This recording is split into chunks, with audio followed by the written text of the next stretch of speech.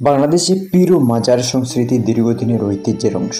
এটি ইসলামের আধ্যাত্মিক ধারার সঙ্গে যুক্ত থাকলেও সময়ের সঙ্গে অনেক মাজার ও পীরের কার্যক্রম নিয়ে বিতর্ক সৃষ্টি হয়েছে।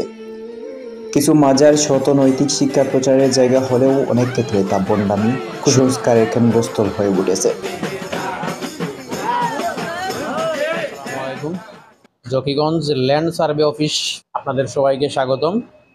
আমি আপনাদের সাথে আছি আব্দুর রশিদ। আমাদের অফিসের ঠিকানা হচ্ছে বাবুর বাজার। আমরা যে সকল সেবা দিয়ে থাকি সাধারণত ভূমি জরিপ, সীমানা নির্ধারণ, বাগ বাটুয়ারা সংক্রান্ত, জরিপ শেষে কলমি নকশা প্রদান, তার ডিজিটাল আকারে দিই আমরা। পেন্টাগ্রাফ, মুসলিম ফারায়াজ, হিন্দু উত্তরাধিকার প্রদান করে থাকি।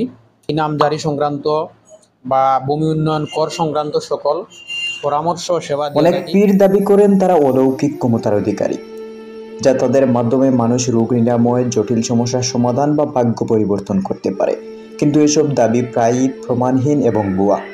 সাধারণত মানুষকে ভয় দেখিয়ে বা মিথ্যা আশ্বাস দিয়ে তারা তাদের কাছ থেকে অর্থ আদায় করে।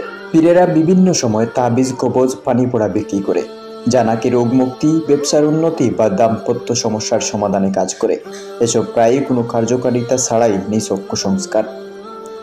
মাজারে দান, দোয়া বা নজরানা নেওয়ার নামে সাধারণ মানুষকে আর্থিক শোষণ করা হয়। মাজারের ভিতরে গরিবদের সাহায্যের কথা বলা হলেও বাস্তবে এর অর্থ বেশিরভাগ সময় ব্যক্তিগত বুক বিলাস দেয়া হয়। কিছু মাজারে নারীদের ধর্মীয় আশ্রয়ের নামে প্রতারণা করা হয়। অনেক পীরের বিরুদ্ধে নারীদের সঙ্গে অনৈতিক সম্পর্ক ও নির্যাতনের অভিযোগও রয়েছে। মাজার কেন্দ্রিক কিছু ভণ্ড পীরকে মানুষকে যুক্তিহীন কুসংস্কারে বিশ্বাস করতে বাধ্য করে। যেমন বিশেষ করে মাজারে গিয়ে মোমবাতি জ্বালানো বা নির্দিষ্ট পশু উৎসর্গ করলেই জীবনের সব সমস্যার সমাধান হবে, এ ধরনের বিশ্বাস প্রচলিতই হয়। অশিক্ষিত ও ধর্মীয় জ্ঞানের অভাবের কারণে অনেক মানুষ সঠিক ধর্মীয় জ্ঞান না থাকায় সহজেই ভণ্ড পীরের কথায় প্রভাবিত হয়। দরিদ্র বা সমস্যাগ্রস্ত মানুষ অলৌকিক সমাধানের আশায় মাজারে বা পীরের শরণাপন্ন হয়।